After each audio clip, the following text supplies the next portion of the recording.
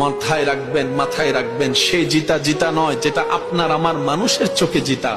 আসল জিতা তো সেটা হয় যখন রবের চোখে আপনি জিততে পারবেন।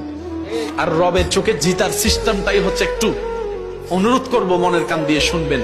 দুনিয়ার চোখে জিততে গেলে সামনের জনকে পিঠটা মাটিতে লাগাই দিতে হবে। দুনিয়ার চোখে জিততে গেলে আপনার তাকে নাক ফাটাই দিতে হবে।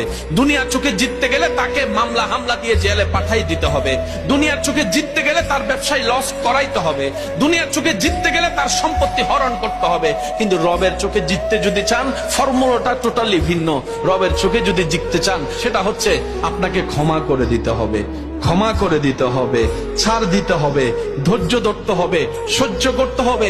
এমনকি নিজে না খেয়ে রবের দিকে তাকাই অন্যকে খাওয়াইতে হবে। যে আপনার দুশমনি করেছে আজীবন, তাকেও সামনে পেলে সুন্দর মেহমানদারি করতে হবে।